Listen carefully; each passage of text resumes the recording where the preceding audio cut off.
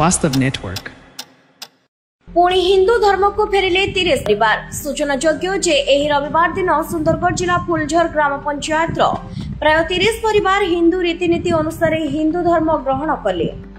ग्रामवासी कहवा अनुसार किछि मास हेब किछि विधर्मी एही अंचल को आसी निरीह हिंदू आदिवासी और दलितों को विभिन्न प्रकार प्रलोभन देखाई धर्म परिवर्तन कराइथिले।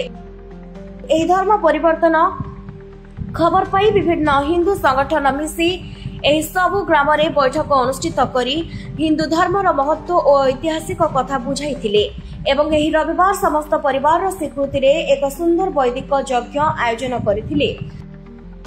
सर्वप्रथम हजार हजार श्रद्धालु कलश यात्रा करी यज्ञ स्थान को पहुंचीथिले और परिवार रो पुरुष और बालक माने लंडा होई गाधोई नूतन वस्त्र परिधान करी हिंदू देवता को पूजा करी हिंदू धर्म को प्रत्यावर्तन करिले।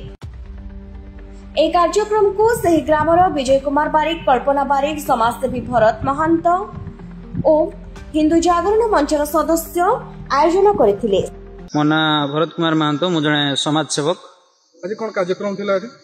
आज आमे अछु फुलझर गाँव रे। तो एठी कोन हेतिला विगत दिनरु विधर्मी माने हिंदू धर्म रो विरोध रे जाई और विभिन्न लोकों को हिंदू धर्म रु ख्रीष्ट धर्म रे प्रत्यावर्तन करैतिले।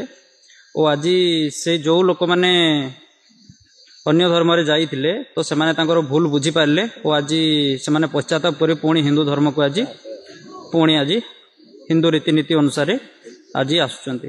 नमस्कार, मु विजय कुमार बारिक, हिंदू जागरण महामंच फुलझर रो जने कार्यकर्ता।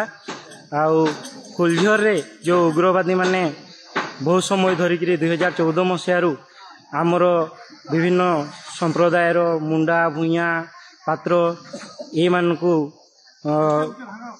बुझे सुझे कि तांको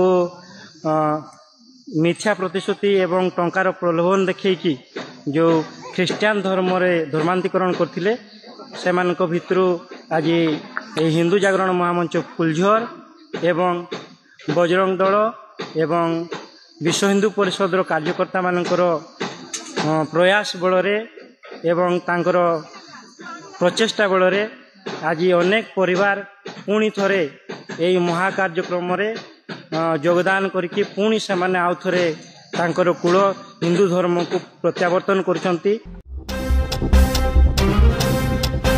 Vastav Network.